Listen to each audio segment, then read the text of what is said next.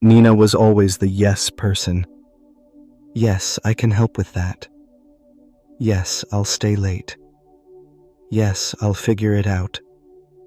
It made her feel useful, needed, and for a while that felt good. But slowly, her days began to fill with things she didn't choose, plans she didn't want, tasks she didn't have time for, people she didn't feel safe saying no to. Her time was no longer hers. Her energy was always stretched. Her smile, still there, but thinner than before.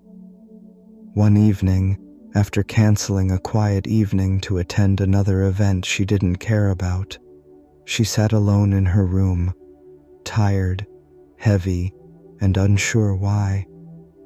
She opened her notebook, flipped through pages of lists and schedules, and wrote something different for once. What would my life look like if I only said yes when I meant it? The question scared her, not because she didn't know the answer, but because she did, and it meant she had to start saying something she rarely used. No. The next day, Nina had a choice to make. A friend asked her to help organize a last-minute group presentation. She already had plans that evening, to rest, read, and finally breathe. She stared at her phone, fingers hovering over the keyboard. Normally, she'd say yes without thinking, but today, she paused. Then she typed, "Hey, I won't be able to help this time. Hope it goes well." She hit send, and immediately, her stomach twisted. Would they be mad? Would they think she was selfish? Would they stop asking her for anything ever again? But nothing dramatic happened. Her friend replied, "No worries." That was it. And just like that, the world didn't fall apart. But something inside her started coming together. That evening, while sipping tea by the window, Nina realized, every yes that isn't true is a quiet no to myself. She wrote it down, slowly. It wasn't just about time. It was about self-respect, about choosing peace over pleasing, and for the first time in a long time, she felt like her evening actually belonged to her. Over the next week, Nina kept practicing. She didn't start saying no to everything. She just started pausing before saying yes. And that pause made all the difference. She realized how many yeses had been automatic, how often she agreed before even checking in with herself, and how tired that had made her. One afternoon, a colleague asked her to cover their shift. Again. Nina liked this person, but she also had a personal goal she'd been putting off for weeks, finishing her writing project. She took a breath and said, "I can't today. I've already committed that time to something important." The colleague was surprised, but didn't push. And Nina? She sat with her laptop that evening, writing in silence, finally feeling like her life was moving in the direction she chose. That night, she scribbled a sentence in her journal. "Boundaries aren't walls. They're doors I choose when to open." Saying no didn't feel aggressive anymore. It felt honest, kind, clean, and in that honesty, she wasn't losing connection. She was building one with herself. A few days later, Nina met up with an old friend she hadn't seen in months.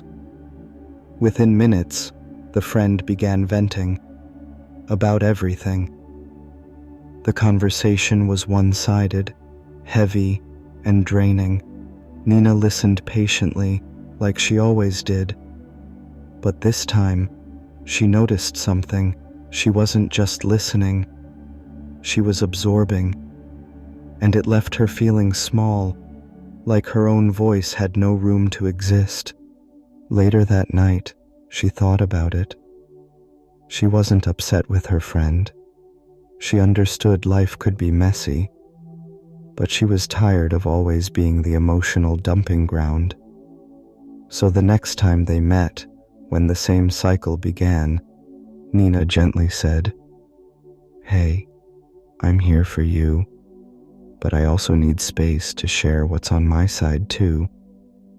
Her friend blinked, then nodded. "I didn't even realize I was doing that." And just like that, the energy shifted. Nina didn't have to end the friendship. She just needed to reframe it with truth. She wrote in her journal that night, "Boundaries are not rejection, they are clarity." And clarity, she realized, was peace. The more Nina practiced saying no, the lighter she felt. Not because her life got easier, but because it finally felt like hers. She had time again, time to think, to rest, to do things that didn't need to be productive, just meaningful. She noticed something else too.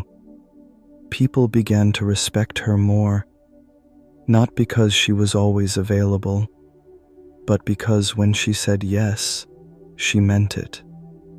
Her yes carried weight now. It was real. One morning, while walking alone in the park, she thought about how far she'd come. A few months ago, she didn't even question why she felt drained all the time. Now she could feel when a moment crossed the line, when something good turned into something heavy, and she knew how to respond. She didn't need a script. She just needed to remember. Peace wasn't passive. It was chosen. That evening, she wrote in her journal, "I don't owe everyone access. I owe myself honesty." A week later, Nina sat in her favorite corner of the coffee shop. She was alone, reading, phone on silent, no plans for the rest of the day. For once, there was no guilt in that. No imaginary checklist in her head. No voice whispering, "You should be somewhere else, doing something for someone else." Just stillness.